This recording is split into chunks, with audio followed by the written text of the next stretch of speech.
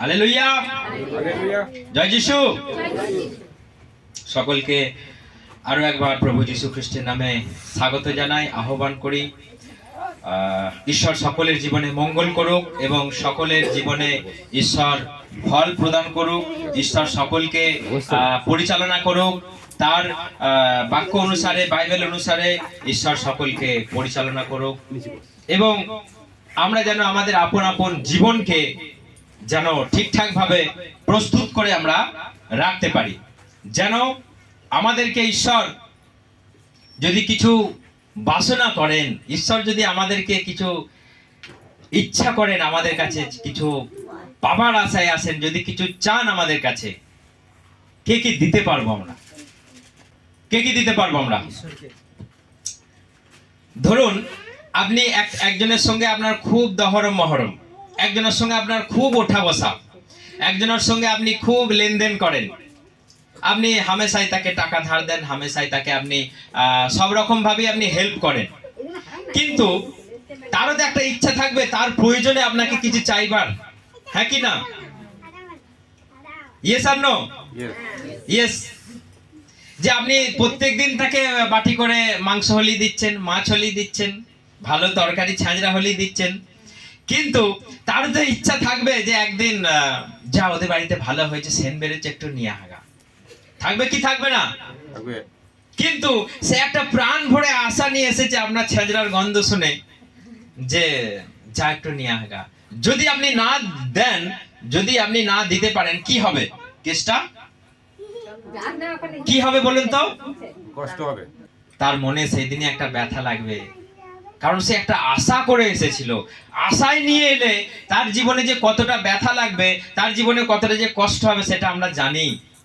অনেক আশা নিয়ে এসেছিলাম, আমি বলি না অনেক আশা নিয়ে এসেছি, আমাকে দেখ ফিরে আস না, তাহলে তাকে যদি আমি আবার ফিরিয়ে দিই কতটা কষ্ট লাগবে। সেই রকম একটা উদাহরণস্বরূপ আমি বললাম, মনে করুন প্রভু আমাদের জীবনে অনেক কিছু করেছে, কেউ বলতে পারবে না যে প্রভু আমার জীবনে কিছু করেনি। কেউ বলতে পারবে? একজনও আছে কেউ বলতে পারবে? সে বিশ্বাসী হোক আর অবিশ্বাসী হোক, প্রভুকে জানুক আর না জানুক, কেউ বলতে পারবে না যে প্রভু আমার জীবনে কিছু করেনি। প্রভু আমাদের সবার জীবনেই আশ্চর্য কাজ, প্রভু আমাদের সবার জীবনে এখনো প্রাণটাকে স্থির করে রেখেছে। সেই জন্য আপনি প্রাণ ভরে নিঃশ্বাস নিচ্ছেন, যখন রেখেছেন আয় প্রাণ ভরে তখন তো নিচ্ছেন বুকটাকে ফুলানোর জন্য। কার নিঃশ্বাস নিচ্ছেন? সেটা প্রভুরই নিচ্ছেন। তো সেই জন্য আপনাকে প্রভু এত কিছু দিয়েছে। প্রভু যদি হঠাৎ কিছু বলে তোমার কাছ থেকে আমাকে কিছু দাও, প্রভু কি চায় আমাদের কাছে? বলুন তো কি চাইতে পারে প্রভু আমাদের কাছ থেকে? কি চাইতে পারে? কেউ একটু ফিডব্যাক দিন। বলুন।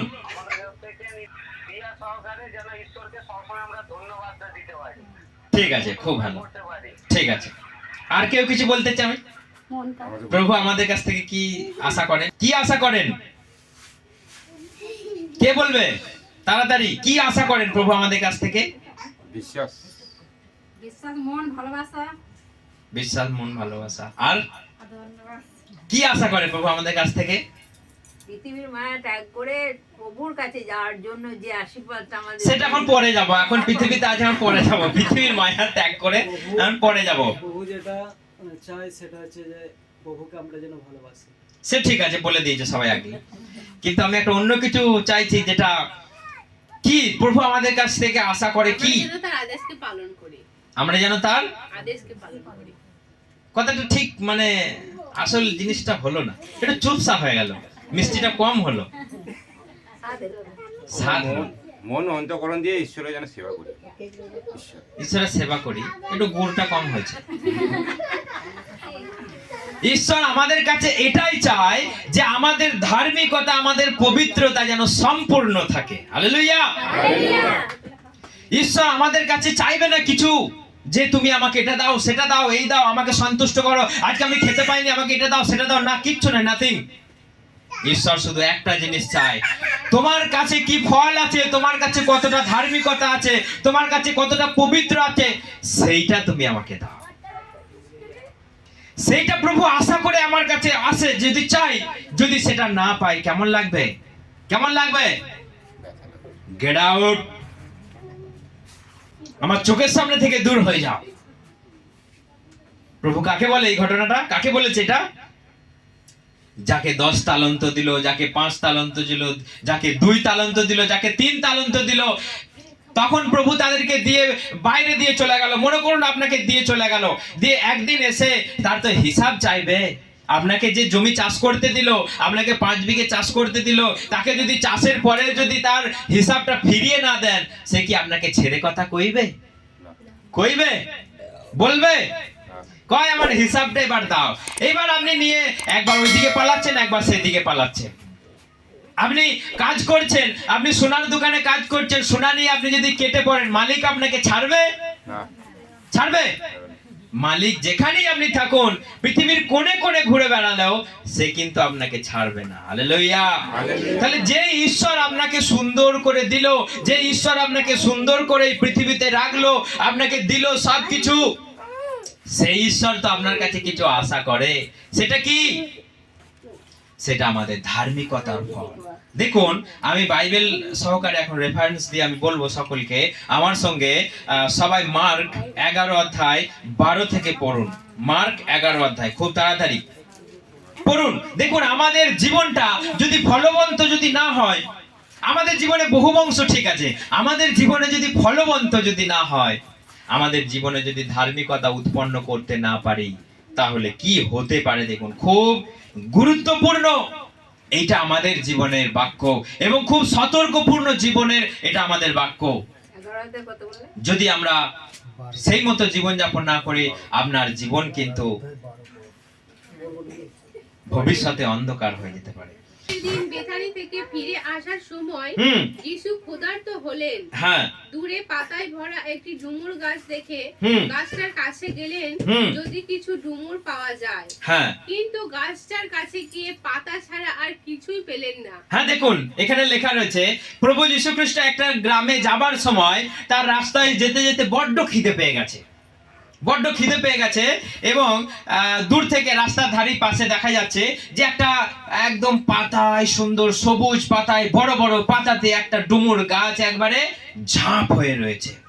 প্রভু দেখলো যে ওই গাছটার কাছে গেলে হয়তো আমি কিছু ডুমুর পেতে পারবো। আর আমাদের এখানকার ডুমুর ছোট ছোট, সেখানকার ডুমুর কিন্তু বড় বড়, 5-6টা ডুমুর খেলে পেট ভরে যায়। সেরকম বড় বড় হাইব্রিড টাইপের ডুমুর, সেটা ইসরায়েলের অ্যাভেলেবেল। আমাদের এখানে যেমন এই দেশি ডুমুরটা অ্যাভেলেবেল পাওয়া যায় সব জায়গায় ছোট ছোট, কিন্তু সেখানে ডুমুরটা বড় বড় আমাদের এখানে খুব কম দেখা যায়। আর সেই ডুমুর গাছটা বেশ বড় সড়ো হয়। আমাদের এখানে তো ছোট ছোট ডুমুর গাছ হয়, কিন্তু সেখানে বড় সড়ো ডুমুর গাছ হয়। তো প্রভু যীশু খ্রিস্ট একটা গাছের কাছে গেলেন, সেই ডুমুর গাছের কাছে আশায়, পেট ভরাবার আশাতে, পেট ভরাবার আশাতে সেখানে গেলেন। এসো আমরা সেখানে যাই এবং কিছু ফল পেড়ে খাই। কিন্তু সেই ঝাঁপি, সেই পাতায় ঝাঁপড়ি একটা গাছ, তার কাছে গিয়ে কি দেখলেন? কি লেখা আছে তারপর পড়ো। গাছটার কাছে গিয়ে পাতা ছাড়া আর কিছুই পেলেন না। গাছটার কাছে গিয়ে, পাতা ছাড়া আর কিছুই পেলেন না। গাছটার কাছে গিয়ে পাতা ছাড়া আর কিছুই পেলেন না। কিসের আশায় গিয়েছিলেন প্রভু? ফলের আশায়। ফলের আশায় গিয়েছিলেন।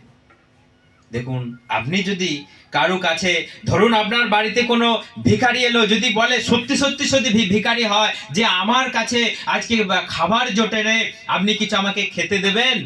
যদি না দেয়া হয়, কি হবে ঘটনাটা? তার মনে কষ্ট। কারণ আমরা হামেশা এরকম, আমরা খুবই আঁটুনি দেখাই, আমরা এই করি তাই করি, আমরা খুব কাজ করাই মানুষকে, আমরা মানুষের জীবনে খুব খাটিয়ে নিই, খুব কাজ করিয়ে নিই। দিয়ে আপনি এখন পয়সা চাইতে যাবেন, তখন বলে আজকে সন্ধেবেলা আমি পয়সা দেবো না, আজকে বৃহস্পতিবার, আজকে পয়সা দিতে নেই। দেখুন মানুষের মূর্খামি কোথায়। আপনাকে কাজ করিয়ে নিল, আপনাকে খাটিয়ে নিল, আপনাকে বেশ করে সমস্ত কিছু গুছিয়ে নিল, পয়সা চাইতে যাবেন, বলবে আজকে সন্ধেবেলায়। তখন যত আঁটুনি, তখন যত বিধেন, যত নিয়ম আপনাকে দেখাবে। কিন্তু কাজ করার বেলায় তো নিয়ম নাই। আজকে সন্ধ্যেবেলায় কাজ করি না, সন্ধ্যে পর্যন্ত কাজ করতে নাই, কেউ বলে? আজকে বৃহস্পতিবার, কেউ আমার বাড়িতে কাজে আসেন না বলে? সেই জন্যে আজকে মানুষের জীবনে কোনো শিক্ষা নাই। এখানে লেখা রয়েছে যে প্রভু খাবার আশায় গেলেন, ফলের আশায় গেলেন, কিন্তু পেলেন কি? পাতা। প্রভুর মনটা কি খুব খুশিতে ভরে গেল? গাছটাকে দেখে, ও সুন্দর, ইউ আর বিউটিফুল ট্রি, প্রভু এরকম বললেন? না, এবং বললেন, ও তোমার এত সুন্দর রূপ, তোমার রূপে আরো ফেটে উঠুক, তুমি আরো পাতা তুমি উৎপন্ন করো, গাছটা তুমি ভর্তি করে ফেলো, তোমার রং সবুজ হয়ে যাক। প্রভু কিন্তু এরকম বলেনি। দেখুন কি বলেছে এখানে তারপর। তখন ডুমুরের মৌসুমী গাছটাকে বললেন, হুম। কেউ আর কখনো তোমার ফল খাবে না। হুম। শিষ্যরা শুনলেন এ কথা। হুম। তারা গেলেন জেরুসালেমে। দেখুন প্রভু যীশু খ্রিস্ট তাকে ধিক্কারে, তাকে রেগে একটা কি দিলেন? অভিশাপ দিলেন। তার কাছে আশায় এলো, তার কাছে একটা ক্ষুধা মিটাবার জন্য এলো, ক্ষুধার্ত হয়ে এলো, কিন্তু কি দেখলো? পাতা সারা ছিল তার একটা সুন্দর রূপ দেখলো, কিন্তু ফল না। পেল না। প্রভু তাকে ধিক্কার দিল। আজকের পর থেকে তোমার ফল আর না কেউ খাক, আজকের ফল থেকে তোমার কাছে আর কেউ ফল না খাক। আপনি বেশ স্টাইল মারতে পারেন, হ্যালো হাই বাই, আপনি ভুরু ফিল আপ করছেন, আপনি চুলটাকে স্ট্রেট করছেন, আপনি কাজল পরছেন, আপনি বিরাট স্টাইল, কাপড়টাকে এইদিকে হচ্ছেন আবার এইদিকে গুটিয়ে পরে নিচ্ছেন, এত স্টাইল, এত আপনার ফ্যাশন, কিন্তু প্রভু আপনার রূপটা দেখতে আসবে? প্রভু আপনার ফ্যাশনটা দেখতে আসবে? না। আপনি বিরাট স্টাইল মারছেন, ঠিক আছে, লোক দেখলে আমার স্টাইল বেড়ে যাচ্ছে, হ্যালো, তখন কত style, hi how are you, আমরা স্টাইলটাও তখন বেড়ে যাচ্ছে। কিন্তু প্রভু আপনার কি দেখে ভেতরে? কি দেখে এখানে? আপনার ভিতরে কতটা ধার্মিকতা আছে, আপনার জীবনে কতটা পবিত্রতা আছে, প্রভু সেইটা দেখেন। প্রভু আপনার স্টাইল, কোমর বেঁকিয়ে বেঁকিয়ে চলা, ভুরু ফেলা, আপনি কি মেখেছেন, কি বলে ওগুলো, ফাউন্ডেশন মেখেছেন না কি মেখেছেন, প্রভু দেখবে না। প্রভু দেখবে আপনার কাছে কতটা ধার্মিকতা আছে। হালেলুয়া। তো সেই জন্য প্রভু যদি আপনার কাছে এসে দেখে যে আপনার রূপে ঝকঝক করছে, ফেটে পড়ছে, এত রূপ রাখবো কোথায়? কিন্তু প্রভু বলবে, তুমি রূপে গুণে আরো তুমি অপ্সরা হয়ে ওঠো, বলবে বলবে না। তোমার রূপ বিরূপ হয়ে যাক। হালেলুয়া। আজকে যারা রূপ চর্চা করে, খুব ভালো, রূপ চর্চা করা বারণ নাই, খুব ভালো, দিন রাত যারা রূপের আয়নায় মুখে বসাচ্ছে, এইখানটা কি একটা কালো পড়া হয়ে যাচ্ছে, এইখানটা একটা বিউটি স্পট লাগাতে হবে, এইখানটা একটা ট্যাটু করতে হবে। সবাই ট্যাটু কোথায় করে জানেন? এইখানে করছে, স্টার মারছে, এইখানে ট্যাটু করার জায়গা খুঁজে পাচ্ছে না। কারণটা কি? মানুষ রূপে গুণে তো নয়, রূপে বিউটিফুল হতে চায়, কিন্তু ঈশ্বর চাই আপনার গুণে বিউটিফুল হওয়ার জন্য। হালেলুয়া। সেই জন্য আপনি মেকআপ করুন, আপনি ড্রেস করুন, কোনো আপত্তি নাই, কিন্তু আপনার কাছে যদি ভেতরের মেকআপ যদি নষ্ট হয়ে যায়, যদি ভেতরের যদি রং ফেড হয়ে যায়, আপনি কিন্তু অভিশপ্ত হতে পারেন। হালেলুয়া। সেই জন্য অভিশপ্ত হওয়ার আগে আপনি চিন্তা করুন, আপনি প্রভুর কাছ থেকে বঞ্চিত হবার আগে চিন্তা করুন, আপনি প্রভুর স্বর্গ থেকে আপনি ছিটকে যাবার আগে, নরকে যাবার আগে আপনি চিন্তা করুন, আপনার কাছে ফল আছে তো? প্রভু যদি আসে, প্রভু এসে কি বললো সেই তিনজন লোককে? দাও, হিসাব দাও। একজন বলল, প্রভু আমি তো আপনি আমাকে 10 তালান্ত দিয়েছিলেন, আমি আরো ডবল আমি ইনকাম করেছি, নাও। বললো, বাহ, good, you are very nice servant, খুব ভালো। আর একজন বললো, প্রভু আপনি আমাকে 5 তালান্ত দিয়েছেন, দেখুন আমি আর 5 তালান্ত লাভ করেছি। বললো, বাহ, তুমি খুব উত্তম দাস। একজনা বলছে, প্রভু আমি জানি তুমি খুব ক্রিটিক্যাল লোক। এখানে কি বলছে? তুমি খুব ক্রিটিক্যাল লোক, আমি জানি তুমি আমাকে 1 তালান্ত দিয়েছো, আমি জানি তুমি হিসাব নেবে, তুমি যেখানে কুড়াও না সেখানে, তুমি যেখানে ছড়াও না সেখানে কুড়াতে আসো, আর যেখানে কুড়াও, সেই জন্য তুমি আমাকে যেটা দিয়েছিলে সেটা নাও, আমি তোমাকে রিটার্ন দিচ্ছি। প্রভু তাকে রেগে বলল, চুপ করো, আমি তোমাকে 1 তালান্ত দিলাম, তুমি সেটাকে ইনকাম না করে, তুমি সেটাকে না বৃদ্ধি করে, তুমি সেটাকে আমাকে ফেরত দিতে এসেছো। বেরিয়ে যাও আমার চোখের সামনে থেকে, দূর হয়ে যাও আমার চোখের সামনে থেকে। তুমি যদি না পারতে, সেটা তুমি যদি অন্য কাউকে দিত, সে আমাকে ইনকাম করে কিছু আমাকে বেনিফিট দিত। বলে, দুষ্ট দাস, আমার চোখের সামনে থেকে বেরিয়ে যাও, এবং তাকে টান মেরে ফেলে দাও। কোথায়? নরকের আগুনে, যেখানে দাঁতে দাঁত ঘষছে, চিৎকার করছে, স্ক্রিমিং করছে মানুষ, বাঁচাও বাঁচাও, একটু জল দাও, একটু জল দাও। তাহলে আপনাকে প্রভু এত সুন্দর করে বানালো, আপনাকে রূপ দিল, আপনাকে গুণ দিল, ধার্মিকতা দিল। ঈশ্বর নিজে এই পৃথিবীতে এসে তার বাক্যকে দিল, আপনাকে ধার্মিকতা পালন করবার জন্য এত কিছু আদেশ দিল। আপনি কি করছেন? কি করছেন? হ্যালো, কি করছেন আপনি? অমান্য করছি। আপনার কাছে ধার্মিকতা নাই, আপনার কাছে ধার্মিকতা নাই। সেই জন্য বাইবেল বলছে, কি বলছে জানেন? বাইবেল বলছে গাছের গোড়াতে কি লাগানো আছে? কুরুল লাগানো আছে। কি লাগানো আছে? কুরুল। কুরুল লাগানো আছে। কিসের জন্য? আমি এটা মুখে বলবো না, আমার সঙ্গে লুক বার করুন সবাই। লুক 3 অধ্যায়, খুব তাড়াতাড়ি লুক 3 অধ্যায়। আসুন আমরা লুক 3 অধ্যায় আমরা পড়ি 9। লুক 3 অধ্যায় 9। বৃক্ষমূলে কুঠার উদ্যত, হ্যাঁ যে বৃক্ষে ভালো ফল ধরবে না হুম। তাকে কেটে আগুনে ফেলে দেওয়া হবে। হ্যাঁ তখন জনতা তাকে জিজ্ঞাসা ঠিক আছে, ঠিক আছে। এখানে কি লেখা রয়েছে? একটা এই ভাষাটাই পড়ো তো, তোমার ভাষাটাই। গাছের গোড়াতে কুরুল লাগানো। গাছের গোড়াতে কুরুল লাগানোই আছে। কুরুল লাগানোই আছে। হালেলুয়া। হালেলুয়া। আপনার আপনার নিচে কুরুল লাগানো নেই তো? হ্যাঁ, যদি কুরুল আপনি বুঝতে পারেন যে কুরুল লাগানো আছে, বি কেয়ারফুল, আপনি সচেতন হয়ে যান। যদি বুঝতে পারেন যে কুরুল লাগানো আছে, বাইবেল বলছে গাছের গোড়াতে কুরুল লাগানোই আছে, যে গাছে ফল ধরবে না সেটা কেটে টান মেরে সেটা কেটে টান মেরে ফেলে দেওয়া হবে। কোথায় আবার সেটা ফেলা হবে? আগুনে। আগুনে ফেলে দেওয়া। তার মানে কি? আপনার কাছে যদি ধার্মিকতা ঈশ্বর না খুঁজে পায়, যদি ফল যদি না পায়, যদি ঈশ্বরের ইচ্ছা ঈশ্বরের আশা অনুযায়ী আপনার কাছে যদি ফল যদি না পাওয়া যায়, তোমাকেও টান মেরে কোথায় ফেলে দেবে? নরকে। নরকে ফেলে দেবে। হালেলুয়া। আপনি ফল তৈরি করবার জন্য রেডি হন। যদি আপনার কাছে ফল না থাকে, ফল কি বলে? সবাই বলে ফল কি? আমার কাছে কি ফল আছে?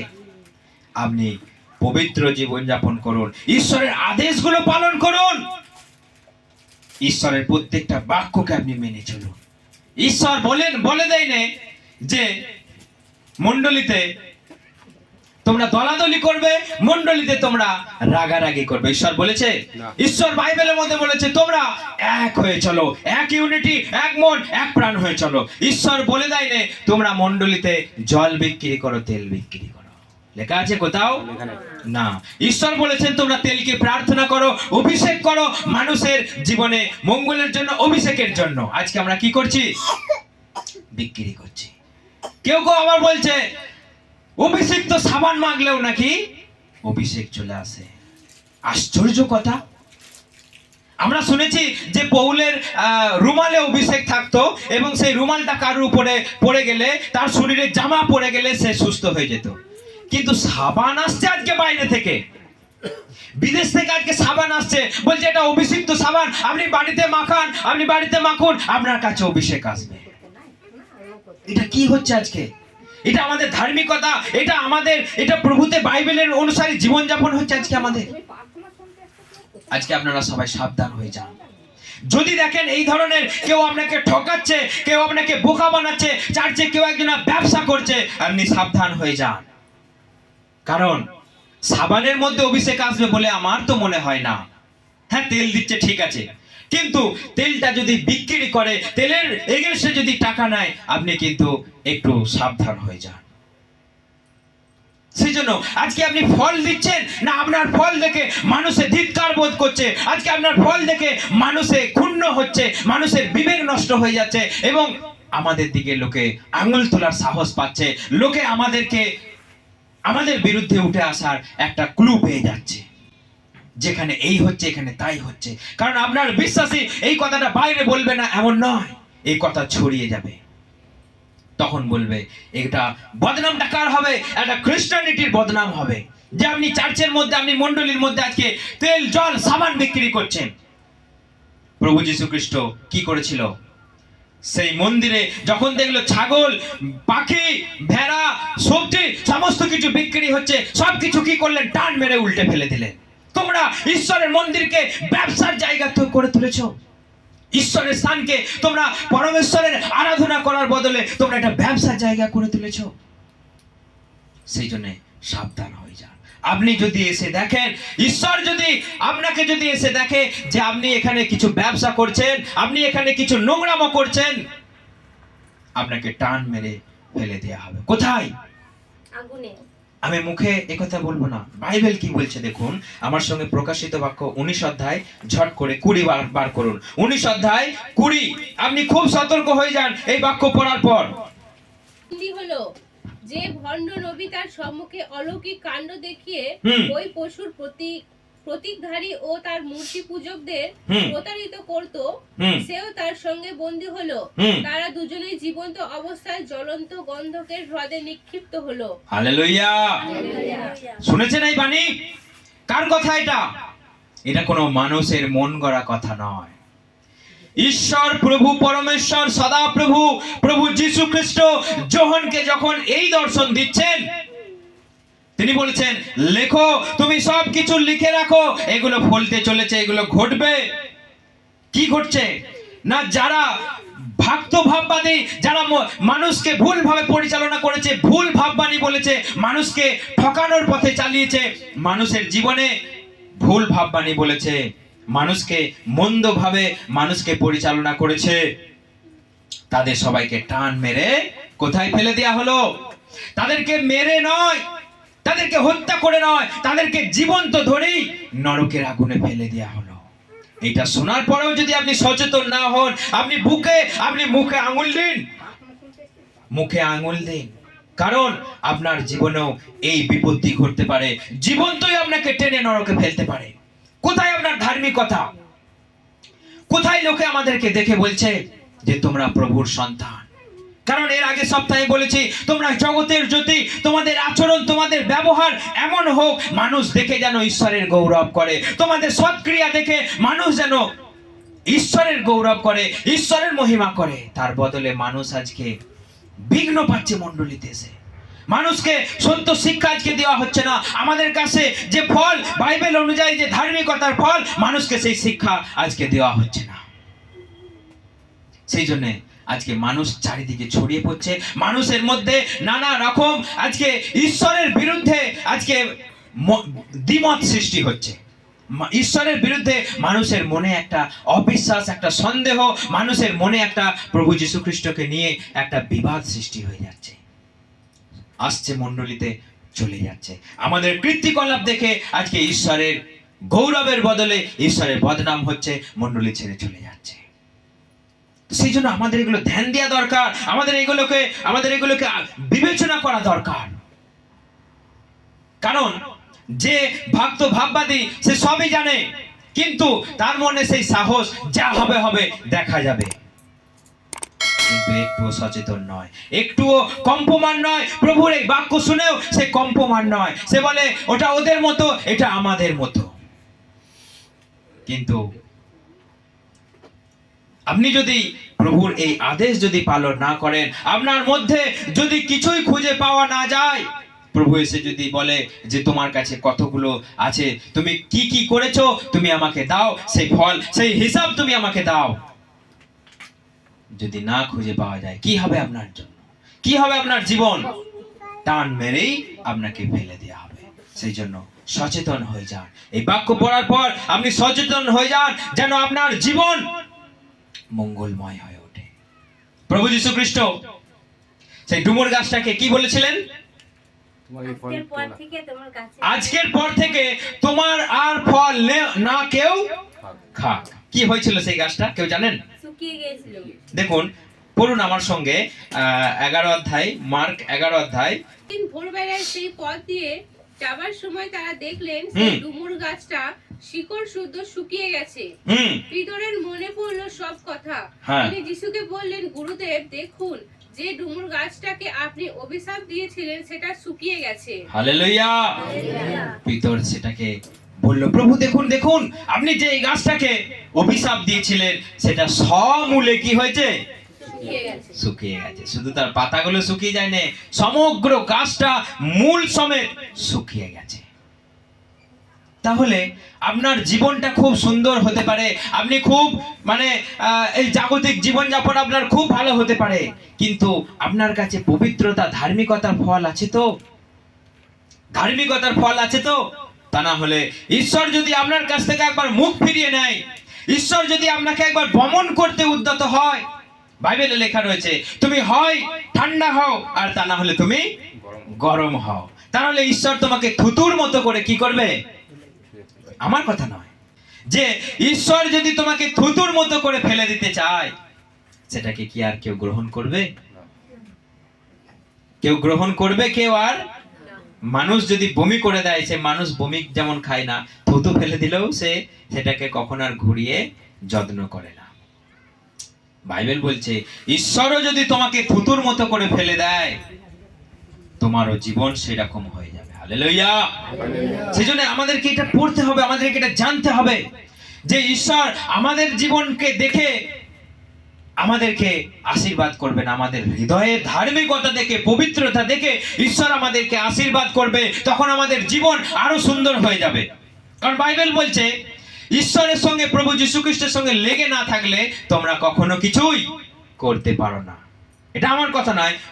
যোহন 15 অধ্যায় বার করো। যোহন 15 অধ্যায় 4 থেকে পড়ো। যোহন 15 অধ্যায় 4 থেকে। অন্তরে আমি বিরাজ করি এবং তোমরাও আমার সঙ্গে সংযুক্ত হয়ে থাকো। দ্রাক্ষা লতার সঙ্গে সংযুক্ত না থাকলে শাখা যেমন নিজে থেকে ফলবন্ত হতে পারে না, তেমনি আমার সঙ্গে সংযুক্ত না থাকলে তোমরাও ফলবন্ত হতে পারবে না। হালেলুয়া। আমার সঙ্গে লেগে না থাকলে তোমরা কখনোই ফল দিতে পারবে না। আপনি কোথায় যাবেন? কার কাছে যাবেন? আপনার জীবন উন্নতি করবার জন্য, আপনার জীবনে আশীর্বাদের জন্য, আপনার পরিবার থেকে রোগ দূর করবার জন্য, আপনার পরিবার থেকে অভিশাপ, ভূত, প্রেত, আপনার পরিবারকে আপনি বলছেন আমি আমার পরিবারটাকে আমি বাড়িটাকে বাঁধবো। আপনি যাই কিছু করেন না কেন, প্রভুর সঙ্গে না থাকলে এই জীবনে, মানুষের জীবনে মঙ্গল হতে পারে না। হালেলুয়া।